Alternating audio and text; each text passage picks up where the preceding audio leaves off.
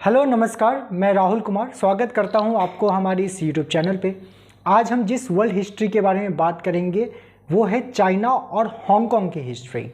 Usually अगर आप जियो politics को अगर फॉलो करते हैं, अगर आप उसके न्यूज़ को पढ़ते रहते हैं, अगर आप पढ़ते हैं तो आप यूजुअली देखेंगे कि चाइना और हांगकांग के बीच के कॉन्फ्लिक्ट यूजुअली आती रहती है मार्केट में। अगर आप याद करेंगे तो 2014-15 की अम्ब्रेला मूवमेंट जो हुई थी अगेंस्ट द मेनलैंड चाइना, वो भी काफ़ी फेमस हुई थी। तो एक्चुअली चाइना और हांगकांग के बीच के इश्यूज़ क्या हैं? क्या ये दोनों एक ही देश हैं या अलग अलग देश हैं? हांगकांग के लोग क्यों चाइना में जाके चाइना के साथ नहीं रहना चाहते? इन तमाम चीज़ों के बारे में हम आज जानने की कोशिश करते हैं। इसके बारे में सबसे पहले ये देख लेते हैं कि चाइना और हांगकांग एग्जैक्टली है कहाँ थ्रू द मैप। जैसा मैं हमेशा बोलता हूँ कि अगर आपको जियो पॉलिटिक्स समझना है, अगर आपको वर्ल्ड न्यूज़ को समझना है, तो you need to do the friendship with the map. चलिए, ये है चाइना। ये आप चाइना देख सकते हैं और ये सारा जो एरिया है दैट इज़ दी सी, जो कि ट्रेडिंग के लिए हमें काम आता है। और ये एक छोटा सा एक आप एरिया देख रहे होंगे जो कि हांगकांग है। ओके, तो चाइना और हांगकांग के बीच में यूजुअली इश्यूज होते रहते हैं, तो इसी के बारे में आज हम जानने वाले हैं। तो आपने मैप में देख लिया कि चाइना कहाँ है और हांगकांग कहाँ है। इसी को जूम करके यहाँ पर दिखाया गया है कि आप देख सकते हैं कि ये एरिया है चाइना का, उसके बीच में एक छोटा सा एरिया है जो कि हांगकांग को दिया गया है। ओके, तो एग्जैक्टली चाइना और हांगकांग में क्या इशू है, इसके लिए आपको आइडियोलॉजी समझना होगा। दो आइडियोलॉजी हैं मार्केट में या फिर वर्ल्ड में जो कि काफ़ी ज़्यादा फेमस है। एक कैपिटलिज्म है, दूसरी है कम्युनिज्म, जिसको हिंदी में पूंजीवाद और साम्यवाद कहते हैं कम्युनिज्म को। अगर आपको कैपिटलिज्म नहीं पता और कम्युनिज्म नहीं पता तो मैं आपको इस एग्जाम्पल के थ्रू आपको समझाने की कोशिश करूँगा कि कम्युनिज्म क्या होता है एग्जैक्टली। कि सपोज कीजिए कि एक घर है और उस घर में 5 लोग रह रहे हैं। 5 लोग वयस्क हैं और काफ़ी हिष्ट पुष्ट हैं, शारीरिक रूप से भी काफ़ी हिष्ट पुष्ट हैं, स्वस्थ हैं, दे कैन अर्न मनी। लेकिन घर का एक बंदा वो बाहर जाता है, मेहनत करता है, वो पैसे कमा के आता है घर में। तो घर के जो गार्डियन हैं यानी कि जो सबसे बड़े हैं वो बोलते हैं कि तुमने अगर सपोज करो कि कोई एक बंदा था जो कि 100 रुपये कमा कर आया और घर में 5 बंदे थे, तो उस बंदे ने बोला कि तुमने जो 100 रुपये लेकर आए हो वो 100 रुपये तुम नहीं रखोगे अपने पास, वो 100 रुपये को इन 5 लोगों में बांट दो। यानी कि सबके हिस्से में कितने पैसे आएंगे? 20-20 रुपये। तो अगर आप ये आइडियोलॉजी देखेंगे कि ये तो बहुत सही है, मतलब कि एक बंदा कमा रहा है लेकिन वो पूरे सारे लोगों को बांट रहा है। यानी कि अगर फैमिली में देखा जाए तो everybody is on the same page. लेकिन इसके प्रॉब्लम्स क्या हैं, मतलब कि इसके अगर प्रॉस एंड कॉन्स की बात किया जाए तो इसमें कॉन्स क्या है? तो कॉन्स ये है कि नेक्स्ट डे जब वो बंदा फिर से कमाने के लिए जाएगा, बाकी 4 बंदे वो भी कमा सकते हैं क्योंकि वो स्वस्थ हैं, शरीर से हिष्ट पुष्ट चुस्त और तंदुरुस्त हैं। लेकिन वो सोचेंगे कि मैं जाकर क्यों कमाऊं, क्योंकि मेरे पास मुफ्त में 20 रुपये आ ही रहे हैं, तो मेहनत करने की ज़रूरत क्या है? तो ऐसे में क्या समाज प्रोग्रेस करेगा? नहीं करेगा। और वो बंदा जो कि जाके कड़ी मेहनत कर रहा है, 100 रुपये कमा रहा है, क्या वो बंदा लगन से काम करने की कोशिश करेगा? नहीं करेगा। इसलिए नहीं करेगा क्योंकि वो सोचेगा कि क्या फ़ायदा इतना मेहनत करने का, मैं जो कमा रहा हूँ उसका मैक्सिमम हिस्सा तो मुझे बांटना पड़ जा रहा है फॉर नो रीज़न। तो यही है आपको कम्युनिज्म। और कम्युनिज्म के बारे में अगर मैं आपको और भी बताऊँ, ये एक बहुत बड़ी टॉपिक है। यूजुअली अगर आप किसी से पूछेंगे तो कि हु इज़ द फादर और who gave the idea of the communism, तो लोग बोलते हैं कार्ल मार्क्स। कार्ल मार्क्स जो थे वो पर्शिया के थे। पर्शिया वो एरिया है जहाँ पे आज जर्मनी है। लेकिन अगर आप मध्यकालीन इतिहास में जाएंगे तो प्लेटो करके एक ग्रीक यानी कि जो एथेंस के एक दार्शनिक हुए, यानी कि फिलोसोफर हुए, उन्होंने ही सबसे पहले अगर आप देखेंगे तो कम्युनिज्म का कॉन्सेप्ट मार्केट में लाया था। फिर कार्ल मार्क्स हुए, उनके बाद उन्होंने कम्युनिज्म को एक बहुत वाइड वे में एक आइडिया, इस कम्युनिज्म के आइडिया को मार्केट में रखा। फिर बाद में मोंग जेडोंग करके एक क्रांतिकारी हुए आपको चाइना में, जिन्होंने कार्ल मार्क्स से काफ़ी ज़्यादा प्रेरित थे और उनके कम्युनिज्म के कॉन्सेप्ट को उठाया, उसमें अपने भी आइडियोलॉजी को घुसाया और एक अलग टाइप की कम्युनिज्म स्टार्ट की, जो कि आज भी चाइना में आप देख सकते हैं। ये बहुत बड़ा टॉपिक है कम्युनिज्म का, उसके बारे में हम किसी और वीडियो में खुल के चर्चा करेंगे, जो कि 2-3 घंटे का मिनिमम हो जाएगा, क्योंकि कार्ल मार्क्स की कम्युनिज्म की स्टोरी को और उसके कॉन्सेप्ट को समझने के लिए you need to have ample time, और इसके बारे में अलग से बात करेंगे। लेकिन मैंने आपको मोटा मोटा मैंने आपको बता दिया कि कम्युनिज्म होता क्या है एग्जैक्टली। कई लोग ऐसे भी क्रिटिसाइज़ करते हैं ये बोल के कि कम्युनिज्म वही है कि अगर आपके हाथ में एक रोटी है तो कम्युनिज्म आपको 2 रोटी खिलाने का सपना दिखा के आपके हाथ का वो रोटी भी छीन ले। तो that is the communism is all about. ये जो क्रिटिक्स हैं, जो इसको क्रिटिसिज्म करते हैं कम्युनिज्म के कॉन्सेप्ट को, वो इसके बारे में ऐसा कहते हैं। लेकिन अगर आपको चाइना और हांगकांग के स्टोरी को समझना है तो आपको न्यूट्रल होकर समझना पड़ेगा। ऐसा नहीं है कि कैपिटलिज्म बहुत अच्छा है और कम्युनिज्म बहुत ख़राब है। दोनों के अपने ही प्रॉस एंड कॉन्स हैं, दोनों की अपनी इफ़ेक्ट है, दोनों एक आइडिया है और उस आइडिया में ऑफ कोर्स कुछ अच्छा भी है, कुछ बुरा भी है। हम दोनों को जानने की कोशिश करेंगे। इसलिए आपसे मैं रिक्वेस्ट करता हूं कि इस पूरे टॉपिक को आप एक न्यूट्रल वे में सोचने की कोशिश करिएगा। You don't need to think about this topic through the eyes of the right wings और through the eyes of left wings. मेरा आपसे यही रिक्वेस्ट है। Let's start. कई बार ऐसा कहा जाता है कि is Hong Kong democracy will destroy the China's communism in future, क्योंकि हांगकांग में पार्शियली डेमोक्रेसी है और वहाँ पे कैपिटलिज्म भी है। डेमोक्रेसी जो कि हमारे भारत में भी है, लेकिन यहाँ पर फुल वे में यहाँ पे डेमोक्रेसी एग्जिस्ट करता है और ये प्रैक्टिस में भी है। लेकिन अगर आप हांगकांग की बात करेंगे तो वहाँ पे पार्शियल वे में है अभी। तो ये कहा जा रहा है कि चाइना और हांगकांग में जो अभी डेमोक्रेसी है, क्या वो फ्यूचर में, आने वाले फ्यूचर में चाइना के कम्युनिज्म को ख़त्म कर देगा? इस बारे में भी हम अभी चर्चा करेंगे। ठीक है, ओके। अगर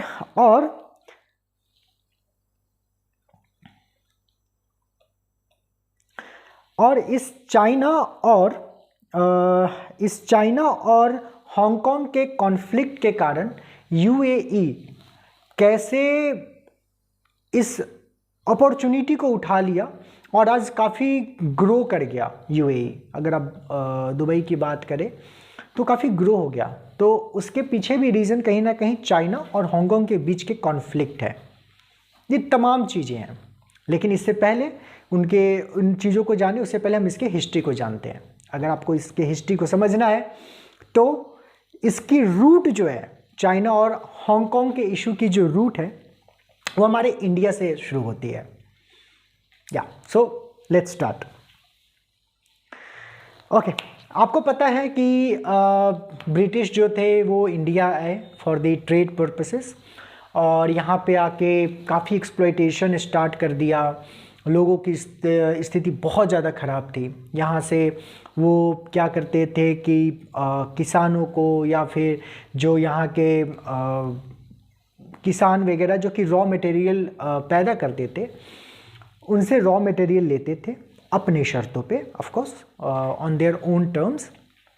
उस रॉ मटेरियल को ले जाते थे वो यूरोप, यानी कि अपने इंग्लैंड ले जाते थे, अपने एम्पायर में ले जाते थे। वहाँ पे कारखानों में उससे प्रोडक्ट प्रोड्यूस करते थे और फिर उसको फिर से वो इंडिया में लेकर आते थे और उसको बेचते थे, ऑफ कोर्स अपने ही शर्तों पे। इसका क्या इफ़ेक्ट हुआ? इसका इफेक्ट ये हुआ कि इंडिया जो है अपनी ग्लोरी धीरे धीरे खोने लगा। यहाँ के लोगों की स्थिति बहुत ख़राब हो गई, क्योंकि जो मज़दूर काम करते थे या फिर जो किसान रॉ मटेरियल पैदा कर रहा था उसको प्रॉपर वे में मुआवजा नहीं दिया जाता था। और जो यहाँ पे कुछ मैन्युफैक्चरर्स थे, जो प्रोड्यूसर क्लास थे, उनके भी सामान को है ना बेचने नहीं दिया जाता था, या फिर उनके प्राइस को हाई करके रखा जाता था, क्योंकि वो कारखाना से करते थे, यहाँ पे उतनी मशीन वगैरह थी नहीं, हाथ से चीज़ें होती थी। तो ऑफकोर्स जो प्राइस थी वो प्राइस गैप ज़्यादा था। तो इस कारण से यहाँ पे जो मैन्युफैक्चरिंग यानी कि जो प्रोड्यूसर क्लास था और जो मज़दूर क्लास था, जो कि या किसान क्लास था, जो कि इन सारी चीज़ों को पैदा करता था, रॉ मटेरियल वगैरह सबको, उनकी स्थिति बहुत ज़्यादा ख़राब हो गई थी। तो कहीं ना कहीं बहुत ज़्यादा ही ब्रिटिशर्स ने एक्सप्लॉइटेशन किया है इंडिया में आके, और ये हिस्ट्री तो जग जाहिर है, छुपाने वाली बात है नहीं। ठीक है, तो आप देख सकते हैं कि ये ब्रिटिशर्स हैं। ओके, एग्जैक्टली कैसे होता था, जैसे मैं आपको बता रहा था कि जो रॉ मटेरियल होता था वो लेकर जाते थे कहाँ, लंदन लेके जाते थे अपने देश। वहाँ पे जाके रॉ मटेरियल से सामान बनाते थे कारखानों में, और उसको फिर से लाकर हमारे मार्केट में बेचते थे। तो कैसे लेकर जाते थे, मैं आपको ट्रेडिंग रूट बताता हूँ। तो ये हमारा है प्यारा भारत। मुंबई के रास्ते से जैसे आप देख रहे हैं, ये लोग या तो इस रास्ते से होते हुए लेकर जाते थे और जाके अपना रॉ मटेरियल यहाँ पहुँचा दिया, या फिर एक और रास्ता था, इधर से होते हुए सुएज कैनाल होते हुए ये लेकर जाते थे। ठीक है, फिर यहाँ से ही अपना सामान लेकर आते थे, जो कि कारखानों से बन जाता था, और इसको आके हमारे मार्केट में बेचा करते थे। So this is how they use to do the trading, और ढेर सारा पैसा कमाते थे। और उन पैसों का क्या करते थे, ऑफकोर्स वो अपने इंफ्रास्ट्रक्चर पे बहुत ज़्यादा इन्वेस्ट करते थे, साथ पे अपने मिलिट्री में बहुत ज़्यादा पैसा खर्चा करते थे। और एक बात जो है वो ध्यान देने वाली है कि जो ट्रेडिंग का जो अगर आप बोले तो नर्वस सिस्टम क्या है, तो that is the sea. Through the sea you can do the trading. आज भी ऐसा ही है। इसीलिए अगर आप पैटर्न देखेंगे, जो देश आज बहुत शक्तिशाली है, बहुत ही ज़्यादा शक्तिशाली है, वो थल सेना यानी कि आर्मी के जगह पे नेवल आर्मी जो होती है, यानी कि जो जल सेना होती है, उस पर ज़्यादा इन्वेस्ट करती है। आज आप यूएस में जाएंगे, आज यूएस का अगर आप देखेंगे, अगर ग्राफ देखेंगे, तो they invest loads and loads of money in जल सेना। तो मतलब नेवल फोर्स पे काफ़ी ज़्यादा वो फोर्स का मतलब कि पैसे इन्वेस्ट करते हैं। यूके भी वैसे ही करता था, क्योंकि जिसका स्ट्रॉन्ग पकड़ होगा समुद्रों पे, वही अच्छे से ट्रेडिंग कर पाएगा। फ्रांस भी इस वक्त ऐसा ही कुछ किया करता था। इस कारण से दे वर दी ना like a big gun in the market. Okay, तो आप देख सकते हैं कि कैसी बुरी स्थिति हो चुकी थी उस वक्त, जब अंग्रेज जो थे वो इंडिया में आके एक्सप्लॉइटेशन करते थे। हम तो देख भूखमरी की स्थिति है, कितनी दयनीय स्थिति हो चुकी थी, जानवर से बदतर हमारी ये ना स्थिति हो चुकी थी उस वक्त। आप देख सकते हैं, हम समानांतर भी बैठ नहीं सकते थे, पैरेलल नहीं बैठ सकते थे, नीचे बैठाया जाता था हमें, क्योंकि हमें कुत्ते से ज़्यादा तो वैल्यू दी नहीं जाती थी हम इंडियंस को। अब आते हैं चाइना पे। अब जब जो अंग्रेज़ थे, जो ब्रिटिशर्स थे, उन्होंने देखा कि चाइना में टी का और सिल्क का काफ़ी अच्छा पैदावार है, तो उन्होंने सोचा कि मैं क्या करूँगा कि चाइना से मैं रॉ मटेरियल उठाऊँगा और उसको जाके उस सिल्क को या फिर टी को उठाऊँगा और जाके फिर से ऑफकोर्स थ्रू दी सी ले जाकर लंदन में उसको है ना, मतलब कि I will go for the productions and all for the ना, साड़ी हो गए, कपड़े हो गए वगैरह, और उसको फिर वो लोग पूरे विश्व में है ना बेचेंगे उस हिसाब से। तो इस कारण से जो अंग्रेज़ थे, जो ब्रिटिशर्स थे, उन्होंने किंग डायनेस्टी के पास गए। जब मैं किंग बोल रहा हूँ, it's not KING, it's a QING। ये एक अलग डायनेस्टी थी। ओके, इसके बारे में भी हम चर्चा करेंगे, इस किंग डायनेस्टी के बारे में अगले टॉपिक पे, जहाँ पे हम ताइवान और चाइना के कॉन्फ्लिक्ट और उसके हिस्ट्री को जानने की कोशिश करेंगे। उसमें भी किंग डायनेस्टी का बहुत अहम रोल है। चलिए हम आगे बढ़ते हैं। तो जो ब्रिटिशर्स हैं वो है ना अप्रोच किए किंग डायनेस्टी को। आप देख सकते हैं कुछ ही पिक्चर्स गूगल में अवेलेबल हैं इसके, तो उसमें से ही मैंने इन सारी चीज़ों को लिया है, क्योंकि मुझे खुद से सारे रिसोर्सेज इकट्ठा करने पड़ते हैं। ओके, तो ये किंग डायनेस्टी के पास जाते हैं अंग्रेज़ और बोलते हैं कि we want to start trading with you, we will be taking your silk tea, और हम एज ए रो मटेरियल लेंगे और हम उसे उसका मतलब कि उसे कारखानों में उससे प्रोडक्ट बना के उसको बेचेंगे। तो ऐसा नहीं था कि चाइना के साथ और भी ट्रेडिंग नहीं करती थी, और भी कंट्रीज़ करती थी, बाकी कंट्री भी किया करती थी। तो किंग डायनेस्टी ने बोला कि हमें कोई इंटरेस्ट नहीं है आपके इस प्रपोज़ल में, तो I am not ready for this trading. तो वहाँ पे जो किंग डायनेस्टी थी उन्होंने साफ साफ मना कर दिया, डिनाई कर दिया कि हम आपके साथ ट्रेडिंग नहीं करने वाले हैं। ओके, तो लेकिन ब्रिटिशर्स वो हार तो मानने वाले थे नहीं। उनको कहीं पे देवर लाइक है ना, लाइक समबडी जो बहुत ज़्यादा लालची था, उनको पूरे मार्केट में छा जाना था, पूरे विश्व में राज करना था। उनको पैसे चाहिए तो चाहिए, उनको रॉ मटेरियल चाहिए तो चाहिए, बाय हुक और बाय क्रुक। वो कुछ भी है ना तरीका अपना ही लेते थे।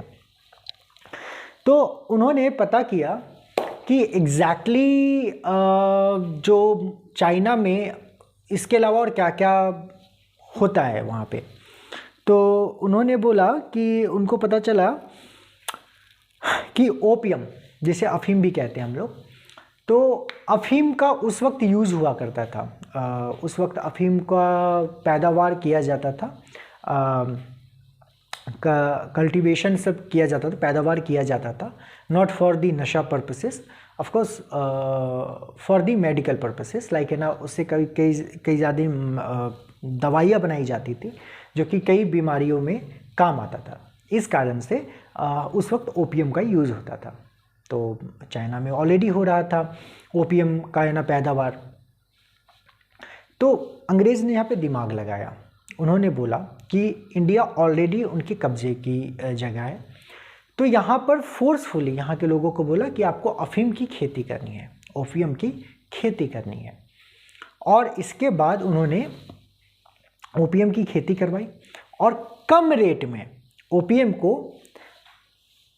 चाइना के मैं लेकर जाता हूँ आपको यहाँ पे फिर से।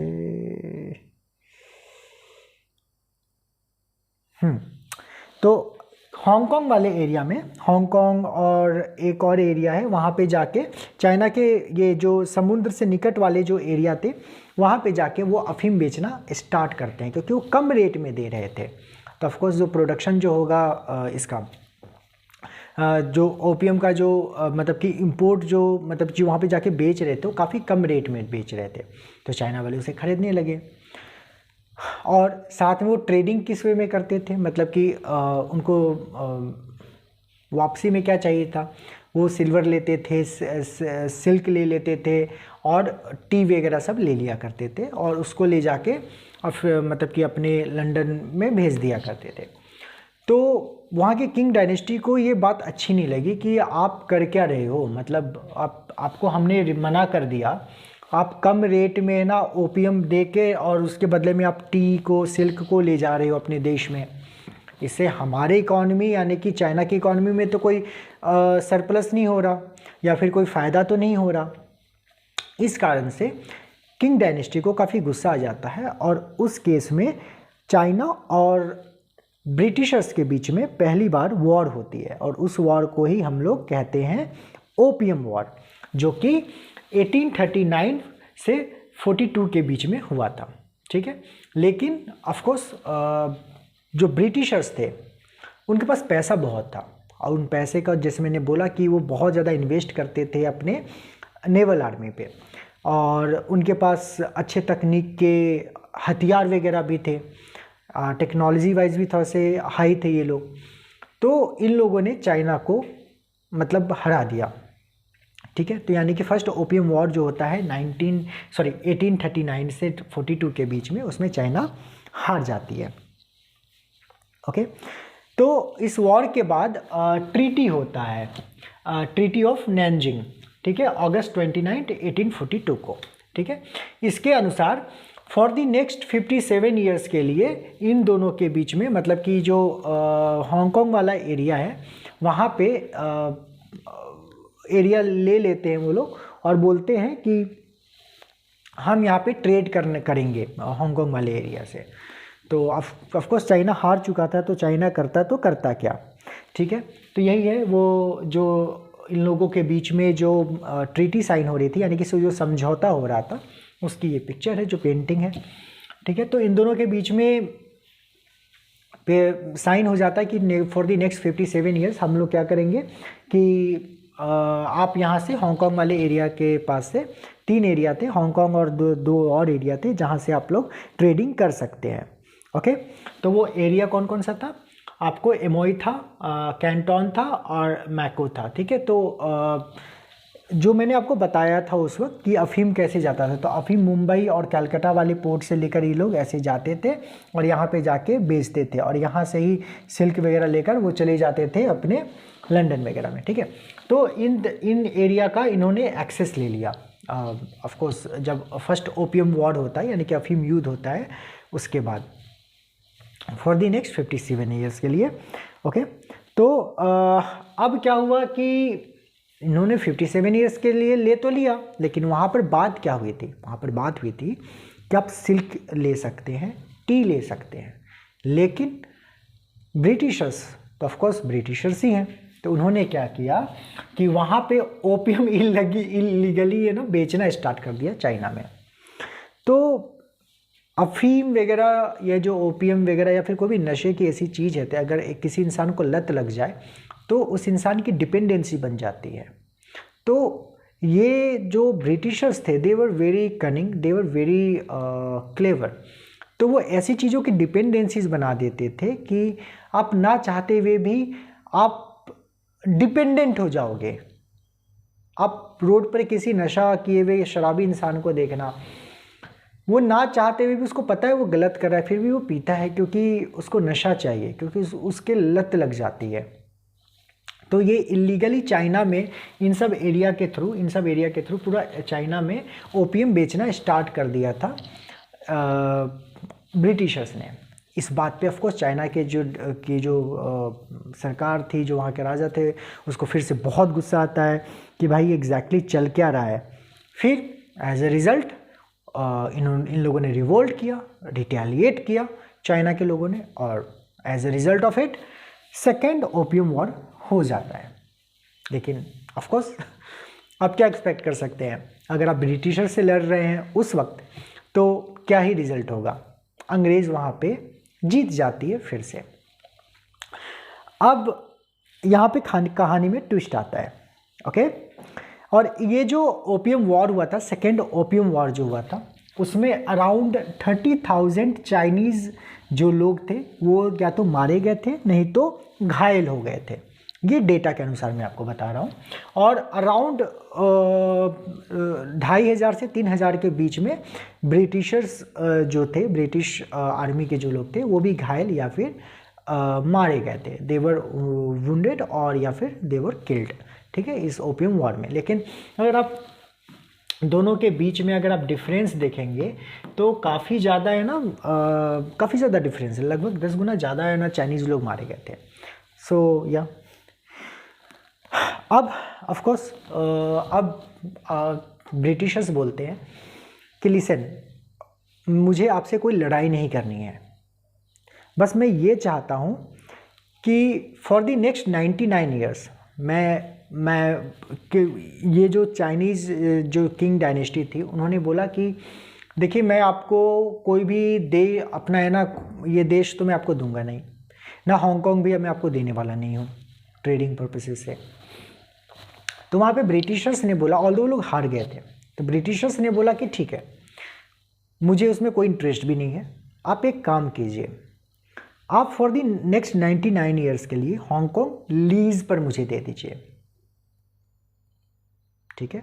फॉर द नेक्स्ट 99 ईयर्स के लिए आप मुझे जो हांगकांग वाली एरिया है वो मुझे लीज पर दे दीजिए फॉर द ट्रेडिंग पर्पसेस। मैं उसके बदले में आपको रेंट वगैरह देता रहूँगा, पैसा देता रहूँगा, आप टेंशन मत लीजिएगा। दूसरी बात, इस एरिया की जो एडमिनिस्ट्रेशन है वो मेरे अनुसार होगी, यानी कि although Hong Kong is a part of China, लेकिन वहाँ पे अब चाइना का कुछ हक रह नहीं जाएगा फॉर द नेक्स्ट, क्योंकि फॉर द नेक्स्ट 99 ईयर्स के लिए वहाँ पे ब्रिटिशर्स का वहाँ पे उन्होंने हांगकांग को एज ए मतलब लीज पे ले लिया था, तो एडमिनिस्ट्रेशन वगैरह भी उनका हांगकांग पे आ गया था। ओके, तो ये कब हुआ था? 1898 से 1997 तक के बीच के लिए इन लोगों ने ले लिया था। ठीक है, अब क्या हुआ कि 99 ईयर्स के लिए तो इन लोगों ने ले लिया ब्रिटिशर्स ने, तो इन लोगों ने सोचा कि अब हमारा ही एडमिनिस्ट्रेशन है तो क्यों ना इस एरिया को डेवलप करते हैं। डेवलप करने से क्या फ़ायदा होगा कि ट्रेडिंग में भी अच्छे से होगा और यहाँ के लोग रिवोल्ट भी नहीं करेंगे, यानी कि ना आंदोलन वगैरह भी नहीं होगा। तो इन लोगों ने इसको डेवलप करना स्टार्ट किया। ठीक है, तो उसके कारण क्या हुआ कि ये एरिया काफ़ी जल्दी डेवलप्ड हो गया। ओके, तो मतलब यहाँ पे फॉरेन से बहुत सारे पैसे आ रहे थे, यहाँ से इंपोर्ट एक्सपोर्ट सब बहुत ज़्यादा हो रहा था हांगकांग से। तो क्योंकि ऑफकोर्स समुद्री तट के बगल में ही है हांगकांग हमारा, नॉट हमारा, चाइना का। तो वहाँ पे क्या हुआ, इसका इफ़ेक्ट ये हुआ कि चाइना के बहुत सारे जो ट्रेडर्स थे, जो व्यापारी लोग थे, वो भी ह्यूज अमाउंट में माइग्रेट हो गए आपको हांगकांग में। ठीक है, क्योंकि आपका एडमिनिस्ट्रेशन अच्छा था, सब कुछ अच्छा था। ओके, तो और बहुत सारी कंपनियां खुल गई वहाँ पे, तो मतलब कि Hong Kong was like a hot cake at that point of time. इसलिए आज भी आप देखेंगे कि हांगकांग में आज भी बहुत सारे फिनेंशियल इंस्टीट्यूशंस के हेडक्वार्टर्स हो गए या फिर बड़ी बड़ी कंपनियों का हेडक्वार्टर जो है आपको हांगकांग में ही है। It is like Asian tiger कहलाता है हांगकांग, राइट। तो मतलब ऐसे इन लोगों ने काया पलट कर दिया ब्रिटिशर्स ने हांगकांग वाले एरिया को। ठीक है, लेकिन इसी बीच 1898 में क्या हुआ, अंग्रेज़ों ने हांगकांग को अपने हाथ में लिया था, राइट, टिल 1997 के लिए, 99 ईयर्स के लिए। लेकिन इसी बीच में क्या हुआ कि जापान, जो कि पड़ोसी है चाइना का, वो भी एक्सपेंशन के थ्योरी को मानता है। यानी कि जैसे चाइना की जो थ्योरी है, अगर आपको इसकी पॉलिसी देखेंगे, दैट इज़ दी एक्सपेंशनरी वाली है, यानी कि एक्सपेंशन करना है। अगर आप देखेंगे तो चाइना जो है मतलब कि अक्साई चीन को जाके ना हथिया लिया है, और हर एक जगह वो जाके चाहता है कि जाके हथिया ले उस एरिया को, मतलब एक एक्सपेंशन करना चाहता है अपने लैंड का, क्योंकि उसकी पॉलिसी में है। उसी तरह अभी वाला जापान नहीं, वर्ल्ड वॉर 2 से पहले वाला जो जापान था वो भी एक्सपेंशनरी पॉलिसीज़ को मानता था। तो क्या होता है 1937 में जब बहुत ज़्यादा फ्लडिश कर रहा था हांगकांग, तो जापान ने सोचा कि क्यों ना मैं यहाँ पे हमला करके चाइना पे, नॉट चाइना पे एग्जैक्टली, मतलब जो हांगकांग है उस पर हमला कर देता हूँ और उसको अपने हाथों में कैप्चर में ले लेता हूँ। उससे क्या होगा कि मैं बहुत सारा पैसा कमाऊँगा। और ऐसा ही हुआ। 1937 में सीनो जापानीज़ वॉर होता है, और इस वॉर में ऑल्दो ब्रिटिशर्स ने लड़ाई की थी on the behalf of Hong Kong, लेकिन वो हार गए थे। और यहाँ पर क्या होता है कि जापान जो है यहाँ पे आके कैप्चर कर लेता है, जापान का यहाँ पे कैप्चर हो जाता है हांगकांग में, आप देख सकते हैं पिक्चर्स।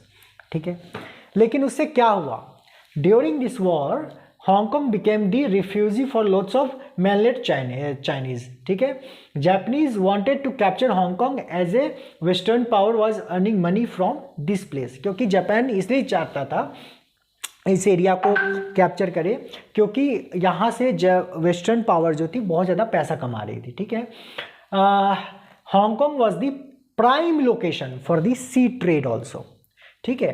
तो काफ़ी प्राइम लोकेशन था, जैसे मैंने आपको बताया था। तो ब्रिटिशर्स भी है ना, मतलब कि लड़े थे, लेकिन वो लोग हार गए थे, ठीक है। तो उसका रिजल्ट ये हुआ कि वहाँ पे फूड क्राइसिस वगैरह बहुत ज़्यादा हो गया।